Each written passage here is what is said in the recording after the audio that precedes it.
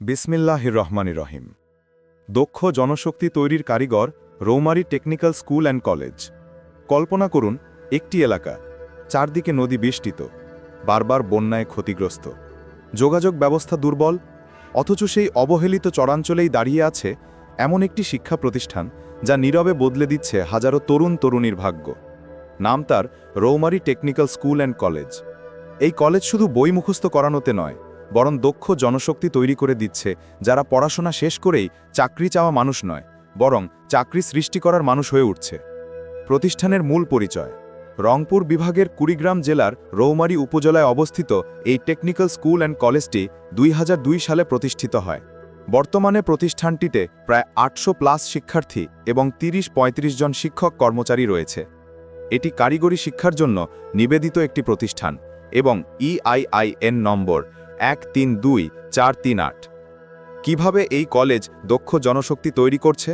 এখানে শুধু সাধারণ শিক্ষা নয়, বরং 12টিরও বেশি বিষয় বৃত্তিমূলক ট্রেডে হাতে কলমে প্রশিক্ষণ দেওয়া হয়। এগুলো শিখে শিক্ষার্থীরা স্থানীয় শিল্পে কাজ পাচ্ছে, দেশের বাইরে চাকরির সুযোগ পাচ্ছে, আবার অনেকে উদ্যোক্তা হয়ে গ্রামের বেকার যুবকদের কাজ দিচ্ছে। অর্থাৎ এই কলেজ রৌমারীকে শুধু শিক্ষিত নয়, বরং উৎপাদনক্ষম মানুষের জেলা হিসাবে গড়ে তুলছে। অবহেলিত জনগোষ্ঠীর জন্য আশার আলো। রৌমারী চরাঞ্চল, যেটা বারবার বন্যা ও নদী ভাঙনে ক্ষতিগ্রস্ত জায়গা।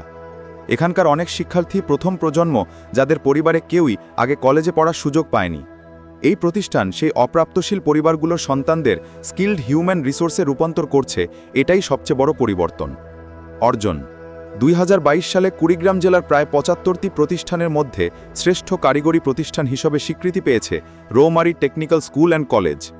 এটা শুধু একটি পুরস্কার নয়, বরং প্রমাণ যে অবহেলিত এলাকার শিক্ষাও জাতীয় মানে পৌঁছাতে পারে। চ্যালেঞ্জও আছে: ভবনের ঘাটতি, ক্লাসরুমের সংকট, বন্যায় ভবন ক্ষতিগ্রস্ত হওয়া, সীমানা প্রাচীরের অভাব। এই সমস্যাগুলো সমাধান হলে প্রতিষ্ঠানটির প্রভাব আরও বহুগুণ বাড়বে।